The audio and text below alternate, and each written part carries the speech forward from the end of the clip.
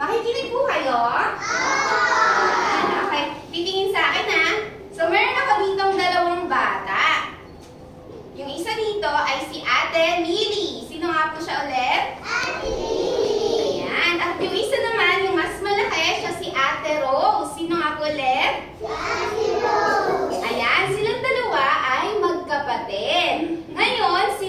galing sila sa school. Nasa school po ba kayo ngayon? Ayan, galing din daw po sila sa school. At panahon na para umuwi sila. Habang naglalakad sila pa uwi, may nakita sila. Ano kaya ito? Flower. Bulaklak. Ayun, nakita nila yung flower. Sino nga po ulit to? Si Lily. At sino nga po ito? Si Ate? Ate Rose. Ngayon, habang naglalakad sila pa uwi, may nakita silang flower. Ngayon, sabi ni Ate Lily, Ate, bunutin natin yung flower. Okay lang ba bunutin ang flower? Okay lang ba? Pero ang sabi ni Ate Rose, huwag daw natin bunutin yung flower. Kasi daw, po. Sabi natin yung kuyin. Opo, sabi ni Ate Rose kay Lily, huwag daw po natin bunutin ang flower, ang bulaklak. Because it's lason. It's lason? Saan na lason? Sabi niya, opo, yung iba gamot. Tama. So sabi niya, po. Ayaw ko na din sa akin ng hotdog. Hotdog? Bakit bakit may hotdog? Kain mo sila.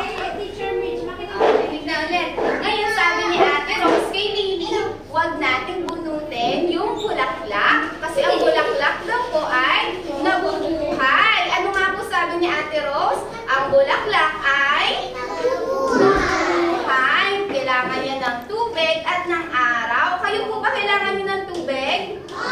Opo, kailangan natin ng tubig. Ganun din ang mga bulaklak. Kaya ang sabi ni Ate Rose, huwag muna nilang bunutin ang flower. Very good. Sino nga po yung character natin, yung tauhan natin? Sino yung ate? Si Rose. Sino po yung mas bata? Si Lily. At ano po yung nakita nila sa daan pa uwi? Flower. Very good. Nahimik talaga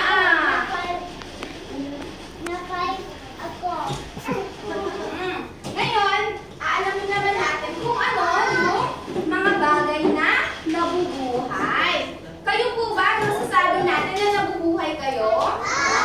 Tama, nabubuhay kayo. Paano natin masasabi na ang isang bagay ay nabubuhay? Ano po itong nakikita nyo?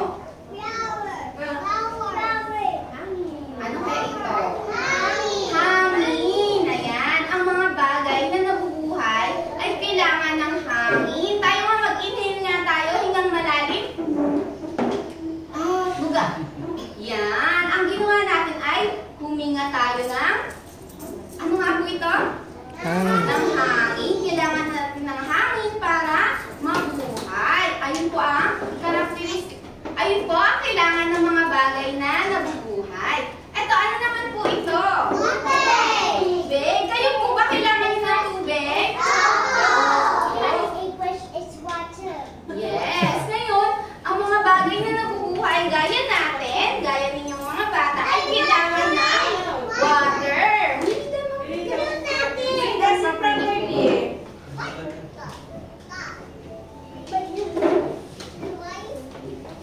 Ayan, ano naman po itong nakikita nyo? Mga prutas. Ano pa? May hotdog. Ito po ay pagkain. Yan. Kumakain po ba kayo? Yan. Ang baboy po ba kumakain? Yan. Ang isda po ba kumakain? Yan. Ang mga bagay na nabubuhay ay kumakain. Po. May isda kayo. Wow. May isda din kayo. Ito, ano naman po ito nakikita nyo? Ano po itong isa? Yung yellow. Ano yung nakikita nyo sa kanya? Nakasmile siya. Ibig sabihin, ano yung nararamdaman niya? Masaya. Ito, ano naman po ito? Happy din. Yes, nakakulot siya ng ice. Ito, ano naman ito? Nagulat ba siya? Ito, ano to? Nakapikit siya ng mata niya. Ayan, natutulog siya. Yes, yes,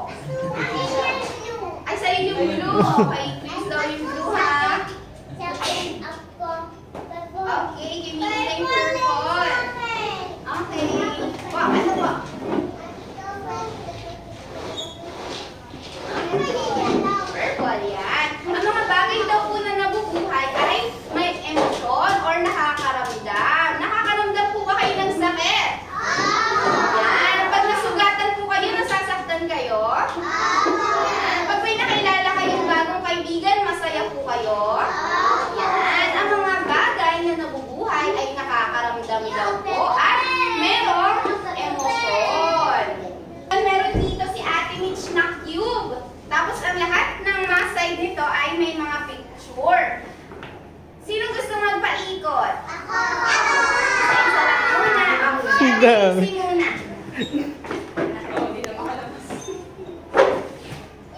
Careful.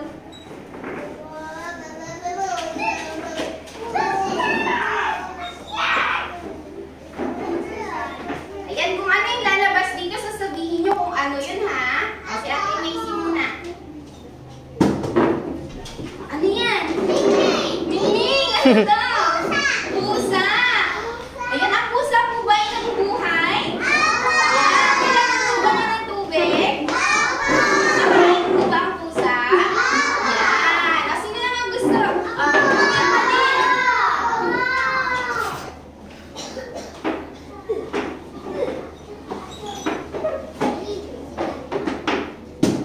Ano yung lumabas?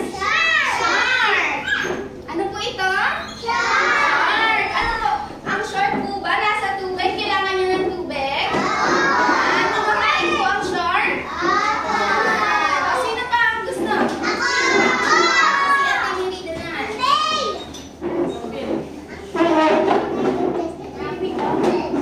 Just give it.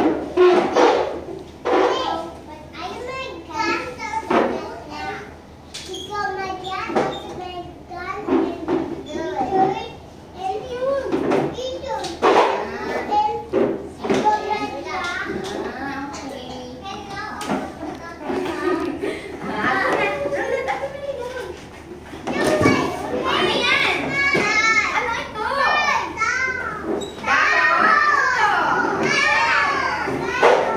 Ito ay halaman.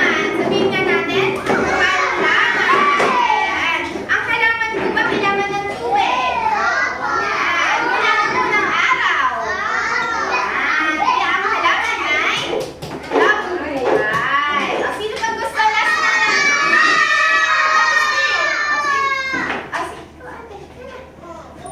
Si Trace the next. Si Trace. Ano yan? Ano ito? Bird. Ano ba si bird? Yes, owl. Sabihin nga yung tunog ng owl. Ano tunog ng owl, ate? Ano tunog? What's the sound of owl? Whoop, whoop. Yeah, very good. Ang owl po ba ay kailangan ng water? Yan. Siya din ay nabubuhay. O, last one na. Kuya Daisy.